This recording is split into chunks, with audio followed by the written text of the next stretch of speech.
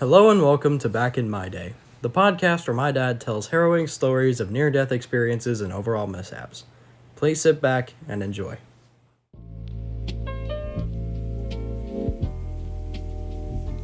All right. So, Here we go. I guess this is what, episode 3? yes, sir. Okay. Apologies for the bad audio quality. We're inside the truck because my mom's in a meeting. Can't exactly speak very loudly in the house. Zoom meeting. Yes. Anyway. All right. So, let's see. I was asked to tell a story about the Fiesta. Ford Fiesta with the potential serial killer that loved Taylor Swift. So anyway. That's exactly what it sounds like, so hold on to your horses. Okay. So, I gotta set the scene. Now, this is fairly recent. This isn't years ago. This isn't back in my day. This is literally like... Back in last month. Like last year. So, I work with a guy, and I probably need to change the names That'd be a good idea. of the characters here so I can protect the innocent. So pick a new name for the main character here. Jerome. What? Jerome. Jerome? Yes, okay. Jerome. All right, let's go with Jerome. So this new name doesn't fit. It doesn't give you a good mental image of what the main character looks like. So, anyway, we'll go with Jerome. It's a name. We'll stick with it. Okay, so let's go with Jerome. So, I'm at work, and where I work, there are a lot of people who are professionals. They have bachelor's degrees, master's degrees, a lot of smart, well-mannered, educated type people. Well, they're educated and well-mannered. Some are not so smart. But that's a whole nother story. Anyway, so I'm at work, and there's a guy there, Jerome, who is... I came up with the name on the spot. Yeah, I know. I'm sorry. It's he fine. was giving me a look just now. It's fine. All right, so let me finish my story. Yeah. So anyway, Jerome, we go into work, and just to give you some background, Jerome is a younger gentleman. He is in his early mid-20s, newly married, like less than a year at the point of this story. So he's a young guy, just got married, not long out of college, just 2 or 3 years out of college. He worked at our company as an intern before he got hired on full-time. Anyway, so he's a super nice guy, and he's a very predictable guy. He's wonderful sense of humor, but he's very quiet, and he doesn't make a lot of waves. He follows all the rules.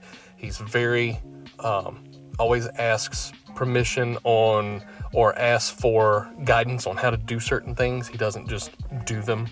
Like, he's always wanting to know, what's the procedure, what's the policy, how do we do things. Very regimented, very nice guy. Okay. Think the nerd kid from every token 90s trope ever. Okay. Yeah, okay. Let's go with that. So, Okay. Anyway, so Jerome drives a fairly new, when I say fairly new, so it's like a 2021 or a 2020, mint green Ford Fiesta. And it's a little 4-door sedan. It's not, it's not the hatchback or the fun one. It's the very like practical car. The family version of the Yes, Fiesta. yes. When you were telling me the story the first time, I thought you meant like the 1990s mint green little hatchback 2-door. No. Because that's what my mind defaults to when I think of the Fiesta. It's a new one. Anyway, newer one. And the car is always clean. It's always beautiful. The craziest thing about it is the paint job, right? Because it's mint green, right? You don't see many guys driving a mint green. To be fair, you don't see many people driving a pink Cadillac either. So and when I say mint green, I mean like very light seafoam kind of mint green. So it's a very light color. I'll put up a picture on screen for anyone who's curious. So anyway, Jerome loves Taylor Swift. He has seen her in concert 117 times. He has gotten... I hope that's a made-up number. It is. I'm making it up, but he has seen her. He has seen her, I know, far more than once in concert. Has gotten CDs or stuff signed by her. Just thinks that... just worships the ground she walks on, okay? He loves Taylor Swift. There is no one else to listen to, right, on the radio. There's only Taylor Swift. So anyway, he loves Taylor Swift. Taylor Swift is love, Taylor Swift is life. Yes, there you go. And I have to tell you about who Jerome is so that this story makes a little more sense.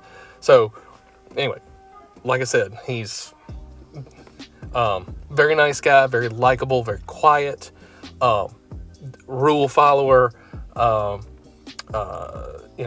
The craziest thing in his life is the color of his car, and even then, it's not a wild color. It's just a color you wouldn't associate with a dude driving. Anyway, so we're at work, and middle of the day, and it's maybe not quite summer. It might have been fall. It wasn't hot out. It was just kind of somewhat cool. So it was either spring or fall. I don't remember the exact date. So I end up, at about lunchtime, I end up having to go out to my car to get something. I had parked right next to Jerome. So I went, and I was parked to the right of Jerome. Like, we both pulled into parking spots. I was parked to the right of him. So I pull into I go up to my car, I open the door, I'm getting my stuff out, blah, blah, blah, blah, blah. And I'm getting whatever it was in my car. I get out the car, and as I open my car door to get back out of the car, I look over at Jerome's car. In particular, I look at the pavement under the passenger door. And there's a red fluid, some sort of red liquid that has dripped out of his car. And at first I thought, that's some kind of weird looking transmission fluid, right? Because that's really red. What your mind defaulted to? Yes, and it's red. Like, it's red. It's clearly red. Cherry red. Yes, and it's just red. And I'm like, that's a little weird. And then I'm thinking, then I get to looking a little harder, and I realize, it's dripping out of his door and running, it's dripping out of the bottom of the door, and it's running down the rocker panel and dripping onto the pavement. So now I'm like, well, wait a minute. That's strange. Because the transmission fluid or transmission lines don't come into the cab or near the door. So closest point of contact is in the engine bay. Yes. Anyway, so I'm looking at this, and I'm like, this is strange. And now, the color of this liquid that is dripping out the door, as it contrasts the mint green paint, it looks exactly like blood. And so now I'm a little weirded out, because I'm like, wait a minute. Why is there blood dripping out of this dude's car? And so, it's like something's weird. So I immediately went in, and instead of going to find Jerome to tell him about something dripping out of his car, I ran into one of my other coworkers, and I was like, hey, come here and look at this. And so he went with me. We went back outside. We looked at the car, And as we walked up to it, he goes, "Oh my God, why is there blood dripping out of Jerome's car?" And I was like, "Yeah, that's what I'm saying. Isn't that weird?" And That's what I'm saying. "That's weird." And anyway, so we start like looking, and I'm looking in, I'm looking in the passenger window, right? I'm looking in the seat, and I don't see anything. Like, I don't see a dead body sitting in the seat, but I can't really, the way the car is made, I couldn't really see into the floorboard. So I'm like, huh. And so we kind of like look around a little harder into the window, and then anyway, there's stuff in the floorboard. And I'm like, huh. I don't know what he's got in the floorboard, but it is big enough to be like body parts. We may have a second Jeffrey Dahmer on our hands. This is weird. I'm like, I never pictured Jerome as a serial killer. As a Jeffrey Dahmer-esque killer. And so, but I also notice as we look in the thing, there's like Taylor Swift CDs and stuff, in the car too, right? Which is like, huh, that's really strange. So we go in, and as we're walking in, we're like, we got to go find Jerome and ask him what's going on. So we go in, and as we're walking back towards the building, my friend that I had found to bring out there, he starts having all these conspiracy theories. He's like, what if he is a serial killer? I'm pretty sure he's not. Think Matt Pat of Dad's work environment. Yeah. Like, I'm like, why this, I'm pretty sure that's not the case. And he's like, well, what did you think it was? I'm like, I don't know. But I didn't think it was blood. And he's like, I bet hello, Internet. Welcome to Film Theory. Yeah, I bet it's blood. And I'm like, I don't think so. And so then, Chris, my friend that I was talking to, as we were walking up the stairs to the second floor to go find Jerome's office, he starts every time you say Jerome. Yeah, because I'm trying not to say his real name. Okay, sorry.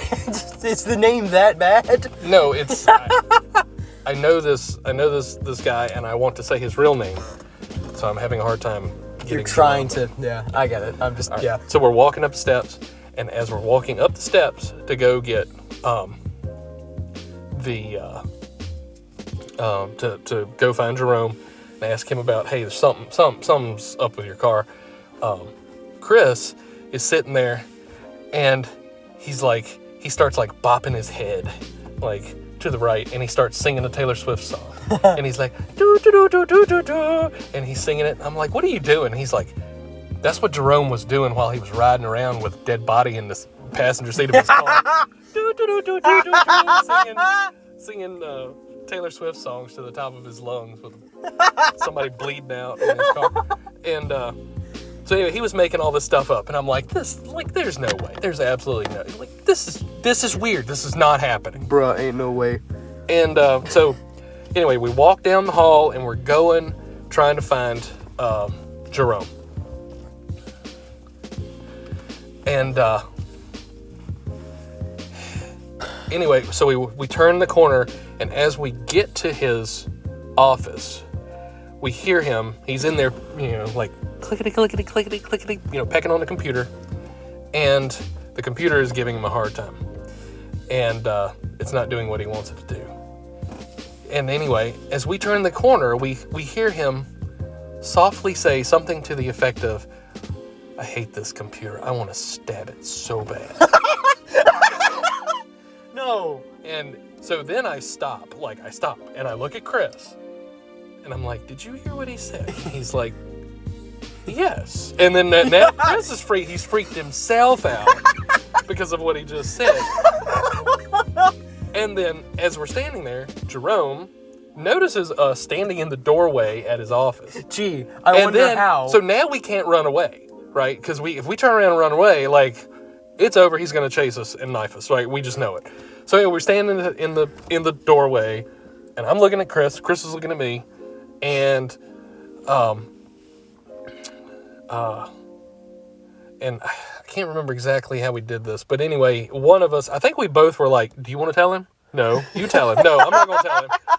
Because neither of us wanted to be like, we found the evidence, right? We didn't want to, like, incriminate We found ourselves. the evidence, and we're calling the cops. And so we told him, we were like, hey, there's something dripping out your car. And we told him, the story, not the whole story I just told, but I said, hey, I went out to my car to get such and such out of my car a few minutes ago, and I noticed there's something dripping out of your car, and it looks like it's dripping out of the door. And then he looks at me really weird. Jerome looks at me really weird. He's like, I wonder what that is. Oh, shit. And he says it with like this deadpan, like, but that's how, and see, at the time, I'm all freaked out. Like, oh, no, it really is. He's got some body part in his I am working blood. with a serial killer. Yeah. And, but later on, like after I calmed down, I realized that's just how he talks. Like, if you talk to him, like I had completely forgotten, even though I've worked with him for like 5 years, I had completely forgotten that, when he talks, he's like, oh, isn't that interesting? Right? That's just how he talks. Would you say, like, Crispin Glover before, Not really. Just in Back to the Future? Would you say, like, that kind of character, or a little bit of... No. I don't know how to describe it, but he's very... He's very quiet and talks very properly. Right? La la la. And he takes his time, and he's very thoughtful in his speech. The same kind of like deadpan speech pattern as Kit. Sort of. Okay. But I'll take but that. but not English. Okay. Anyway. Not English. But not English. American English.